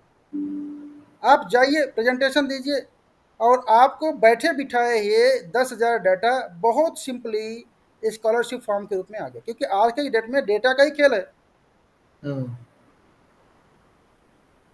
राइट। डेटा मिलना बड़ी चीज़ नहीं है सर। इसके अलावा हमारे पास, हम सेंट्रल गवर्नमेंट के साथ मिल करके काम करते हैं, स्टेट गवर्नमेंट का, तो हम लोग डिस्ट्रिक्ट डेली हर महीने 4, 6, 10 जॉब फेयर ऑर्गेनाइज करते हैं, और जॉब फेयर में आपने देखा होगा हज़ारों बच्चे आते हैं जॉब के लिए। तो एज एन HR आप वहाँ पे चले जाइए, वहाँ पे पार्टिसिपेट कर लीजिए, आपको डेली बेसिस पे वो रेडी कैंडिडेट मिल जाएंगे जो जॉब के लिए आए हैं। उनको तो कन्विंस भी नहीं करना पड़ेगा, उनको बस बोलिए कि भाई ये जॉब है, ये सैलरी है, अगर करना है तो, अगर पढ़ाई करना है तो यस करो, नहीं तो साइड हटो, दूसरी कंपनी देख लो, जॉब फेयर, राइट। सही बात है। तो डेटा की कमी नहीं है, इम्पॉर्टेंट है डेटा का कन्वर्जन, डेटा का कन्वर्जन। कन्वर्जन। कन्वर्जन किस बात के लिए कि आप पढ़ाई के साथ जॉब करो, जो आपने बोला। हम्म। तो कन्वर्जन का अगर आपको क्लिक करना है तो उसका सिंपल तरीका ये होता है कि हमारी जो यहाँ सिस्टम होता है, डेली बेसिस पे हमारा जो काउंसलर होता है 50 बच्चों की काउंसलिंग डेली उसको करना ही करना है। एक बच्चे से बात करने के लिए 8 से 10 मिनट का हम लोग टाइम देते हैं। ये नॉन निगोशिएबल है, 50 करना है तो करना है, इसमें कोई, क्योंकि कॉल सेंटर में 200 150 200 कॉल्स कराते हैं, हम लोग 50 बोलते हैं कि 50 क्वालिटी चाहिए। एक महीने में 1500 बच्चों की काउंसलिंग होनी ही होनी है, इसको हम कम नहीं कर सकते। हम्म। तो आप ही बताइए कि जिस बच्चे को हम सबसे पहले उसके हेल्थ का ध्यान रखते हैं, 10 लाख रुपए का फ्री में इंश्योरेंस देंगे, नेटैप्स कंपनी देती है ग्रुप इंश्योरेंस, हेल्थ और मेडिकल। उसके साथ ही हर महीने उसको 15,000 से मिनिमम 15,000 रुपये से कि 50,000 रुपये, डिपेंड करता है कि पीएचडी करना चाहता है तो 50,000 रुपये तक चला जाएगा। 15,000 से लेकर के 50,000 रुपये महीने तक का उसको हम स्टाइपेंड दे रहे हैं, खाने, जॉब दे रहे हैं, खाने का दे रहे हैं, ट्रांसपोर्ट दे रहे हैं, free computer training, free English training, visa, foreign language training, online exam, online classes, boring classes का कोई हेडेक नहीं है, उसकी रेगुलर डिग्री वहीं से मिल रही है, जॉब तो पहले दिन से लग गई है। आप ही बताइए कि 50 बच्चों की अगर हम डेली बेसिस पे काउंसलिंग ईमानदारी से करा रहे हैं 8 घंटे में, 50 में से मिनिमम, जिससे हम 1 रुपये भी अभी एडवांस में कोई चार्जेज नहीं कर रहे हैं, उनको सीधे बोल दिए जॉब लगेगा, उसके बाद एडमिशन फॉर्मेलिटी, पहले अपना जॉब सिक्योर कर लो। हम यहाँ पे मार्केट नहीं खोल के बैठे पहले पैसे दो तब जॉब देंगे, नो। आप जॉब लो, सेटिस्फाइड हो जाओ कंपनी से, उसके बाद, क्योंकि हमारा कंडीशन है पढ़ाई करनी पड़ेगी। तो आप ही बताइए 50 बच्चों के अगर हम डेली यूनिवर्सिटी में ईमानदारी से काउंसलिंग कर रहे हैं, कितने बच्चे ऐसे होंगे जो पढ़ाई के साथ जॉब करने के लिए तैयार हो गए? 90 स्पेशली तो तैयार हो जाएंगे। तो जो आपका अभी कन्वर्जन रेट 10% या 15% अभी शो हो रहा था, आपने खुद उसको रिवर्स कर दिया कि वो 90% चला। क्लियर? बिल्कुल। लेकिन अगर हम, जो आपका फर्स्ट सिनेरियो था कि अगर हम 10% या 15% भी कन्वर्जन मान के चलते हैं, अगर हम एक महीने में 1500 बच्चों की काउंसलिंग करें, इसका मतलब है 1500 बच्चों को हम 10% मतलब 150 बच्चों को मिनिमम फिर भी हम उनको जॉब दे रहे हैं, उनको पढ़ा भी रहे हैं, उनका एडमिशन भी करा रहे हैं। तो आई थिंक इससे बड़ा सोशल और कुछ नहीं होता। बिल्कुल। किसी को आप जॉब दे रहे हो, रास्ता दिखा रहे हो, पढ़ा रहे हो, ऐसे बच्चे को जिसको पता नहीं कि हमारे करियर का क्या होगा, how and from where to start my career, correct? Exactly. 150 बच्चे आपको इतना अगले महीने रेफरेंस दे देंगे कि आपका जो 10,000 डाटा है फिर वो वहीं पर रह जाएगा, वो रखा के रखा रह जाएगा। तो that is what we are looking for. तो अगर हम एक बच्चे की एक महीने में 150 बच्चों को ही जॉब दे पा रहे हैं, तो अगर आप ईयरली कैलकुलेशन करोगे तो 1,500 से लेकर के 1,800 बच्चों का ही हम अधिक से अधिक जॉब दे पाएंगे एज ए इंटर्न काउंसलर। और हमने मार्केट से डाटा कितना पिकअप किया है 10 दिन में? 10,000। 10,000। जॉब कितने का दिया उसमें से? 1,500। 1100। हाँ। अधिक से अधिक 1,500, हाँ। इससे ज़्यादा नहीं हो पाएगा। दिस मीन्स व्हाट, कि अगर 10,000 लोगों की काउंसलिंग करानी है तो मिनिमम 10,000 को अगर 1,500 से डिवाइड करोगे तो मिनिमम 6 से 7 एम्प्लॉय को आपको ज़रूरत पड़ेगी 10,000 को बच्चों को काउंसिल करने के लिए। अगर एक ही काउंसलर है, अगर वो 1,500 बच्चों की डेट से काउंसलिंग कर रहा है, तो अगर कैलकुलेट किया जाए कि एक साल में हम 1,500 बच्चों की जॉब कर रहे हैं, तो अगर हम कैलकुलेट करें तो इसका मतलब है अगले 6 से 7 साल तक अगर कहीं पे भी ना जाए तो भी उसको कहीं पे उसके पास इतना डाटा है तो उसी डाटा से प्ले कर सकता है। तो लखनऊ में अगर ऑफिस खुल गया तो भाई रोज ही आओ, डाटा आपके पास है, आपको क्या काम करना है पता है। I need a result. क्या रिजल्ट? कितने बच्चों का ज्वाइनिंग हो रहा है, कितने बच्चों का रिक्रूटमेंट हो रहा है। आप कभी हमको ये नहीं बोल सकते मेरे पास डेटा नहीं। As a strategic manager, as a regional manager, मेरी रिस्पॉन्सिबिलिटी है, मुझे कॉर्पोरेट टाइप पे फोकस करना है।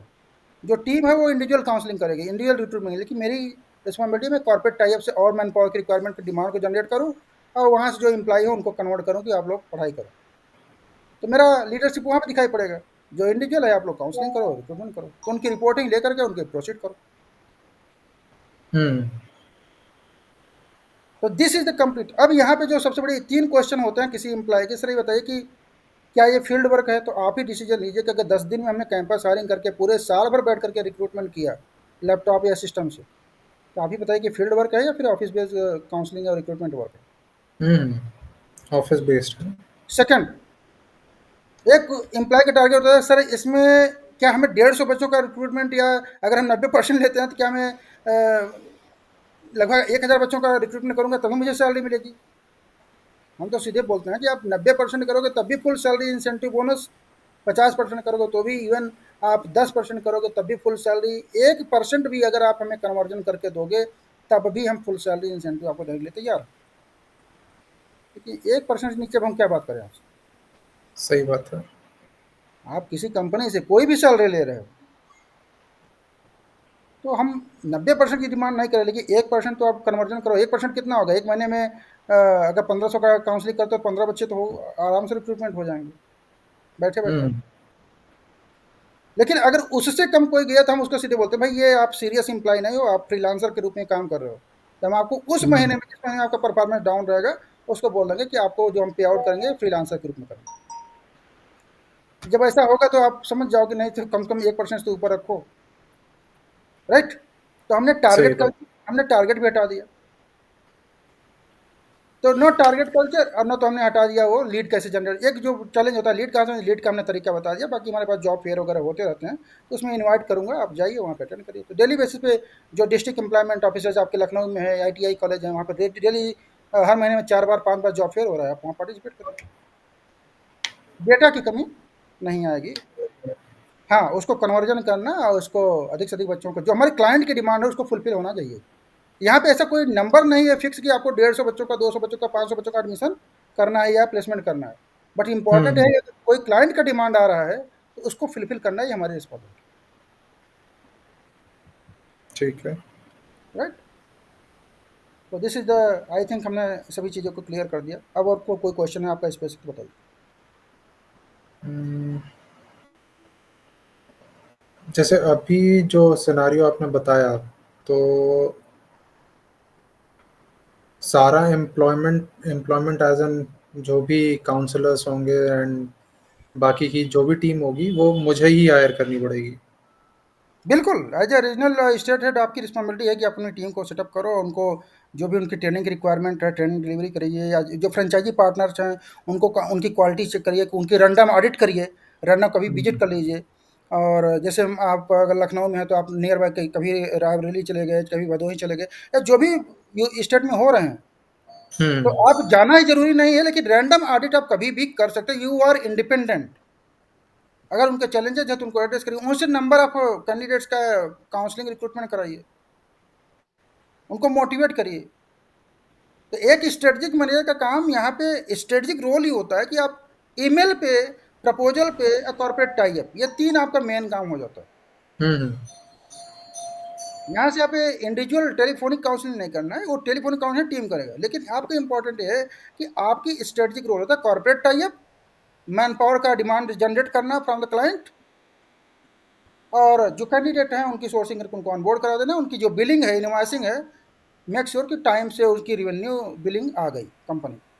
हम्म। तो रिवेन्यू का टैली करते रहना कि कितने कैंडिडेट गए और कितने कैंडिडेट का हम्म। बिलिंग हो गया। That is what that perform.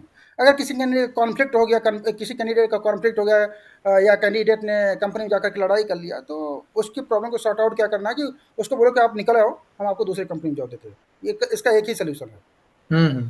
क्योंकि ना तो वो कंपनी रखना चाहेगा ना तो कैंडिडेट करना चाहेगा। हाँ। तो हमारे पास ऑप्शंस हैं, एक नहीं 1000 कंपनियां हैं, 9300 कंपनियां हैं, तो किसी ने कंपनी में डेली वैकेंसी रहेगी उसको हम प्लेस करते हैं।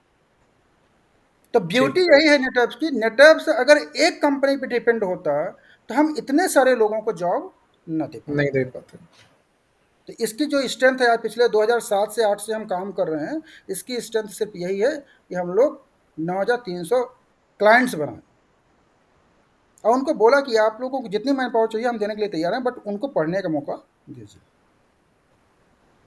सो बेसिकली जैसे अब मैं ये जो आप कह रहे हो उसी चीज़ को एक इस तरीके से कहूँ कि अगर मैं स्टूडेंट्स को काउंसिल करता हूँ या मैं स्टूडेंट्स को कन्वर्ट कर लेता हूँ, देन जो ये 9300 टाई-अप्स हैं, इनके थ्रू भी हम काम कर सकते हैं फॉर हाँ, द इनिशियल। बिल्कुल, वो कोई यहाँ पे कोई बाउंडेशन नहीं कि नहीं आप अपना ही क्लाइंट लाओगे तभी आप प्लेस कर, no, no, no, not like this. हमने ऑप्शन दिया कि अगर आप लोकल स्टेट में हो, अगर आपको, क्योंकि आप लीडर हो ना, स्टेट की हुँ, इंडस्ट्री में हुँ। काम करो, आपको पता है कौन सी इंडस्ट्री में डिमांड है, कहाँ पे बैंकिंग, जैसे आपका डोमेन बैंकिंग और फाइनेंशियल सेक्टर है, तो आपको क्लाइंट पता है कि इस कंपनी में रेगुलर आ रही हो, तो उनसे बात करो, सर आपको रिक्वायरमेंट है तो हम वी आर रेडी टू पे। ये सब चीज़ें आपको लिंक्डइन वगैरह पे पता चल जाती है, डेली बेसिस पे हाँ, वैकेंसी कोई हाँ। भी डाल रहे हैं, तो आप उनको बोलिए कि सर रिक्वायरमेंट है तो हम देने के लिए तैयार है ना, लेकिन मेरी थोड़ी-सी एक रिक्वेस्ट है कि पढ़ने का मौका दीजिए।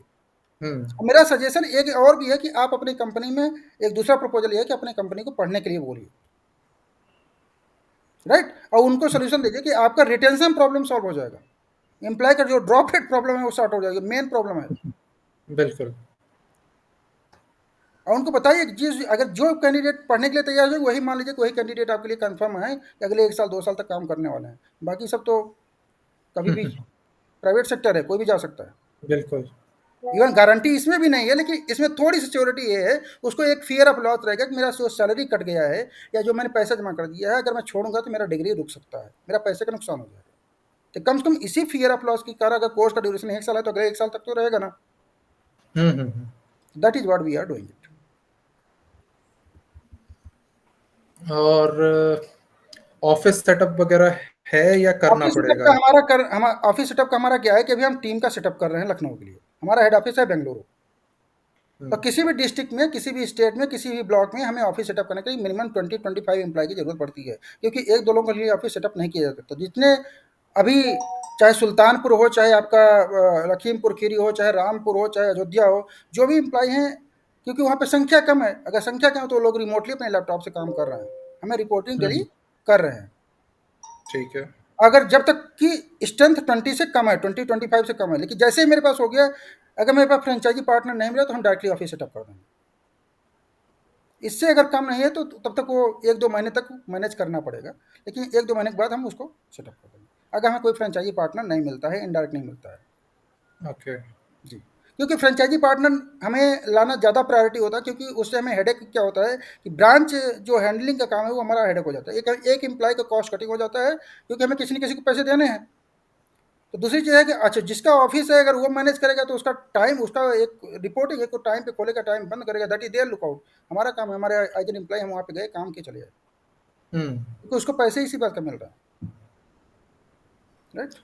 ये तो ठीक है बट जैसे मेरा ये कंसर्न है कि अनटिल एंड अनलेस जैसे जो माइंडसेट होता है ना लोगों का, जैसे अभी जो जहाँ मैं कर रहा था, सो दे वो एक बेसिक 0 टू 1 वाले स्टार्टअप पे थे, ठीक है?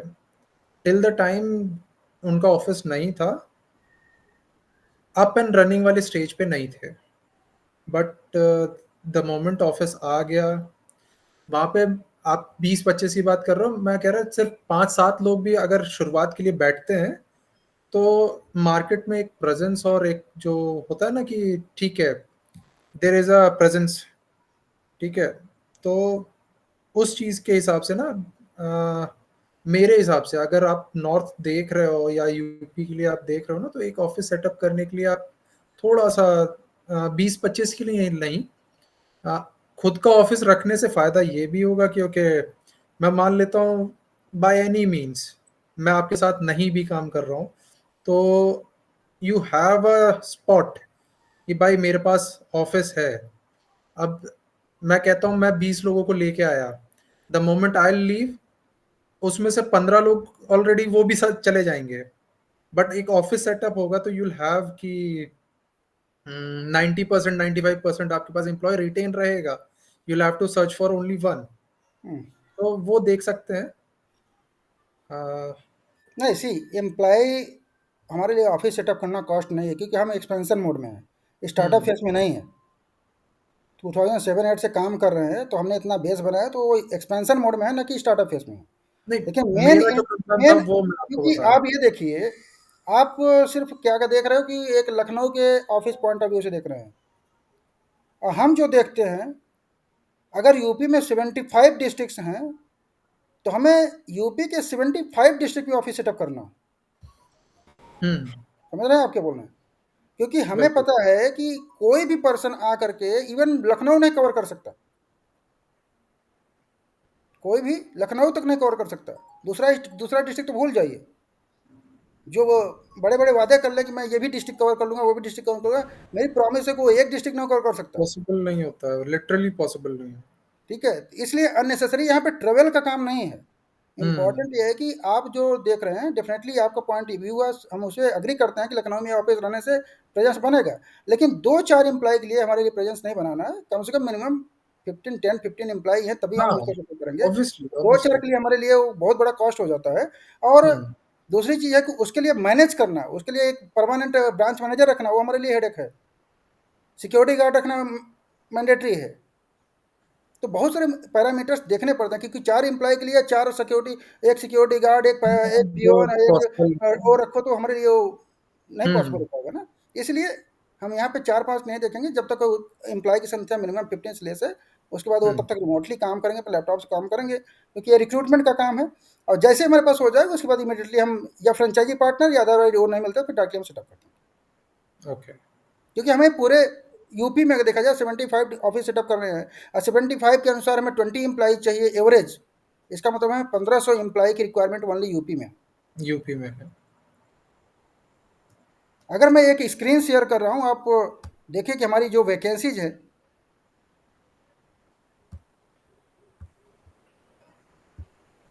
ये है वैकेंसी। तो अगर इस वैकेंसीज को आप देखेंगे, तो यहाँ पे पता चलेगा आपको कि 19,700 वैकेंसीज हमें हुँ, मेरे पास सिर्फ काउंसलर्स की है। हुँ, हुँ, क्योंकि अगर पूरा भारत कवर करना है, इंडिया कवर करना है, तो हमें सिर्फ 19,700 executive campus recruiter, education career counselling, business development executive की रिक्वायरमेंट है। जिसके अलावा फिर 788 डिस्ट्रिक्ट मैनेजर्स की रिक्वायरमेंट है पूरे इंडिया में। 157 zonal district manager, 28 state level manager और 4 zonal state heads we required. ये मैं अपनी इंटरनल कंपनी की बात कर रहा हूँ, मैं अपने क्लाइंट की बात नहीं कर रहा हूँ। हाँ, हाँ। तो जब इतना बड़ा पैरामीटर लेकर चलते हो ना, तो उसके अनुसार बिना प्रॉपर प्लानिंग के हम एक एक दो दो एम्प्लॉय के लिए ऑफिस सेटअप करना शुरू कर देंगे, तो फिर हाँ, वो पॉसिबल नहीं है, मैं समझ गया आपकी बात। समझे। तो इसलिए हमें एक लीडर्स रिस्पॉन्सिबल पर्सन की जरूरत है। उसके लिए हमारे बेस्ट तरीका ये होता है, फ्रेंचाइजी अगर मिल जाएगा तो वो ज़्यादा बेहतर है।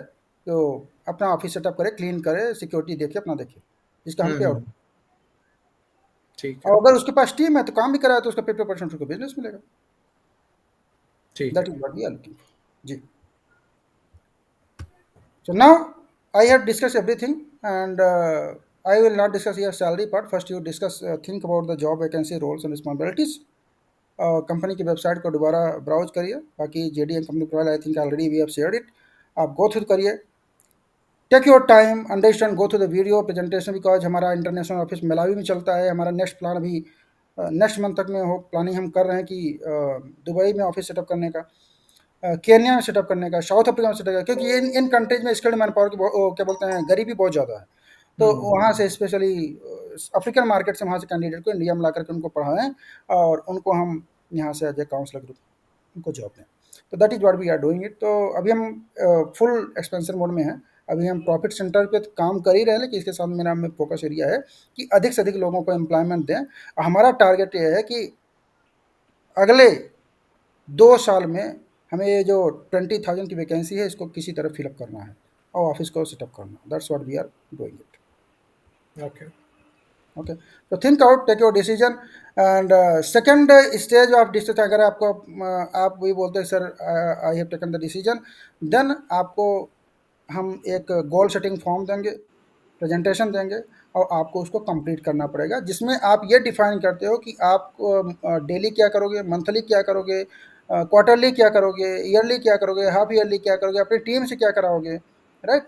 या फिर उनसे क्या काम लेने जा रहे हो, अपने चैनल पार्टनर से क्या काम लेने जा रहे हो। तो that is the completely pre plan we need, कि आपकी स्ट्रेटजी कैसे रहेगी, मीन्स हम स्ट्रेटजी नहीं जानना चाहते, what is your goal, roles responsibility in day to day basis, so that हम उसको आपको मंथ के डेली ये डिस्टर्ब न करें कि आप आज क्या कर रहे हो, क्योंकि आपने ऑलरेडी प्लान मंथली ईयर का दे चुके हैं। अब मंथ के एंड में हम आपके गोल सेटिंग फॉर्म पे ही बात करेंगे कि आपने जो गोल अपना सेटिंग फॉर्म को अपने डिजाइन किया कि मुझे अपनी पर्सनली ये करना है, इन टीम से ये करना है, तो आप उस पर कहाँ पे हो, राइट। तो वो मिलने के ठीक बाद हम अकॉर्डिंगली आपका पूरा डॉक्यूमेंट क्लियर करेंगे और we will proceed for the further discussion. ठीक alright, okay thanks Shashank ji, thank for your time. Thank you thank you